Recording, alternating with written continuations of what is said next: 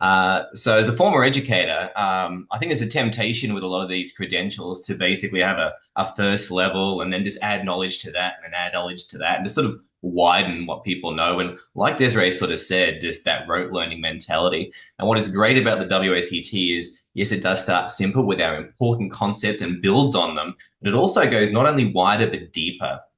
So, for example, if you look at beer, which I teach as an example, in level one, we're going to look at, we get bitterness from hops. That's an important thing for people to know. And we'll learn that, that comes early on during the boil. However, by level two, we start wanting to know a little deeper about that. So we'll delve into isomerization to learn about how, this is where the bitterness comes from because of this process that happens. If we look at spirits, we might look at Caribbean rum as a broad category for level one. For level two, we might move on and focus a little bit on some of those particular rums, like rum agricole from Martinique. And by level three, we're looking at the different types of stills that you might use and how you're going to run them to produce the product that they're creating and how you could run them differently to create something different. So we're not only just having knowledge, we're building on that with that understanding and getting deeper and deeper and deeper. And so you come away not just knowing facts, but understanding the actual process.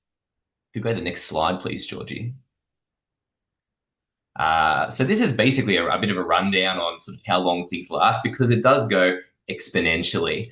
So level one's really short. It's very broad. If you don't have any interaction with any of the spirits or the wines or beer in life, you just want to sort of learn from scratch. Level one's fantastic. But we sort of build on each level as you go, and they sort of take a little more time. So if you look at the time for the course, level one's 4 weeks. The diploma in wine takes 2 years. So you get really deep into the weeds, I suppose, as part of that.